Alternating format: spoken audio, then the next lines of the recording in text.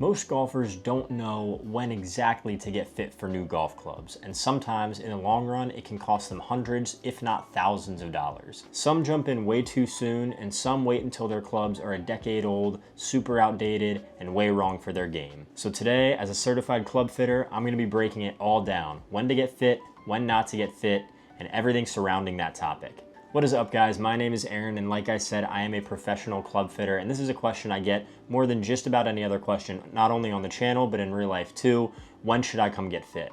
And truth is, the answer to that question is pretty different for everybody, but there are some general guidelines, general rules that I think you guys should follow, so that's what I'm going to be going over in today's video. So I don't want to waste your time. I'm going to jump into it here, and we're going to start with what not to do, because that's what most golfers get wrong. And my general guideline to follow when you shouldn't get fit is when you're just chasing a quick fix. I'm guilty of it myself, I'm sure we all are. We're playing pretty decent golf. We go out, we have one really bad round, whether it's putting, driving, iron play, wedge play, whatever it may be, and we think, oh, we need to make a change. That's not always the case. For example, if I go out and I have 5 or 6 rounds where I have sub 30 putts, and then I go out one day and have 34 putts or 35 putts and have a couple 3 putts, and have a really bad round putting, that doesn't mean that I should change my putter. It probably means I should just spend more time on the putting green, honing in my stroke with the putter that I already have. It's when you're seeing consistent misses, so consistently pulling it left, consistently pushing it right, whether I'm long, whether I'm leaving them short, whatever it might be, then you might want to consider getting fit. Or if you have a club that's decades old and you're really missing out on all the technology of the modern clubs, then it's also smart to come get fit. Another one I see a decent amount is people chasing distance and expecting to get more distance from a fitting. Now, if outdated clubs are the reason that you're losing distance, then yeah, coming in and getting fit and hitting all the newer technology, you'll definitely gain distance at least a little bit. But one thing that I don't like to do as a club fitter is when somebody comes in and they say, I just want to hit the ball farther. I don't really care about anything else. I just want to hit the ball farther. That's something I'm not super inclined to do. I'd much rather see a better ball flight or something that's going to get you a little bit more spin or launch the ball a little bit higher. I'd much rather see proper ball flight characteristics partnered with that distance. Because yeah, chances are your fitter could get you more distance, but is it efficient? If we're getting, let's say it's a 7-iron, let's say we're getting 3,000 spin, and yeah, it's going to knuckle, it's going to go forever. But if you land right next to the pin with 3,000 spin, you're going over the back of the green, and it's not an efficient way to have distance. So yes, I get the distance thing. Everybody wants to hit the ball farther, but I'd much rather see efficient, controlled distance than just go out there and hit it as far as you possibly can. So that's my little spiel on when not to get fit. Now let's move into some times where it probably is the right decision to go get fit. Number 1 is going to be after any major swing change. Maybe your swing was super out to in and you had a big slice. Maybe you were a little bit of a scooper, didn't take too much of a divot. Whatever it may be, maybe you've practiced a little bit, gotten a few lessons, and you're better now and you're a little bit more neutral, or you take a little bit bigger of a divot. If you've gone through a major swing change, then it's probably a good idea to get fit for clubs that are tailored to that swing change. Number 2 would be any major handicap change. This is more tailored to people who are lowering their handicap or getting better at the game.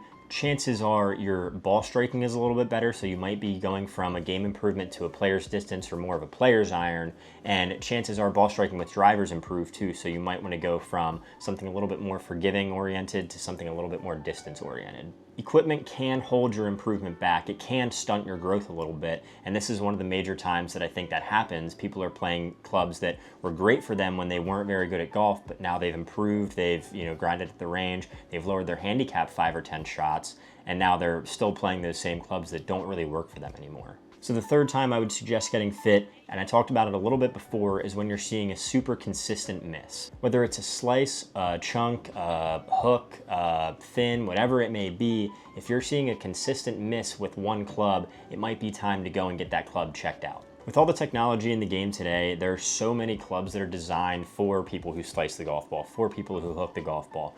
Whatever your swing miss might be, there's probably a club out there that's made to combat that. And as fitters, that's what we're paid to know. So if you go and see a fitter, I can almost guarantee that they'll be able to help you out. The next time I would say getting fit might be the way to go is if you've gone through any major swing speed changes. We all get older and our swings start to slow down.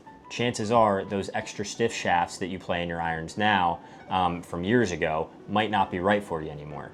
And vice versa, if you're still growing and getting stronger and you start swinging it a lot faster, then that regular shaft that you had might need to be upgraded to stiff or extra stiff. So I definitely say if you start to swing much faster or much slower, fitting is probably your best bet. The last two kind of tie into each other, and the first one is if you go through any major change in your physical location or your climate. If you're going from playing, mountain golf in the Northwest to beach golf in Florida or something like that, your chances are that those clubs that you were fit for in that mountain golf region might not suit the course quite as well as if you got fit for new ones. Now, I understand that this is kind of a stretch for most people, but if possible, I would say you should go through at least your set makeup and figure out, what clubs it makes sense to keep and what clubs it might make sense to add. And then the last one that kind of ties into that is if you're a better player, if you're playing in competitive tournaments, it's always smart to know what course you're about to go play and make sure your bag is fully equipped to handle that course. So if you know you're going to go play a links course, you might want to swap out the 7-wood for a 3-iron or something of that nature.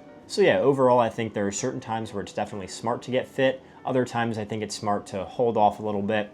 As golfers, I understand we're constantly working and tweaking our swing.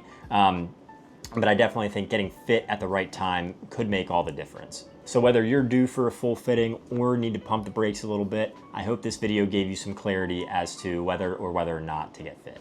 If you're still not sure, check out some other videos on my channel. I've done tier lists and rankings of every single category of golf club in the golf world this year.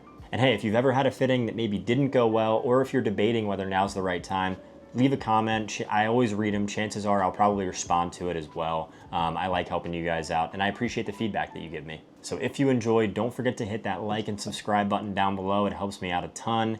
And until next time, peace out.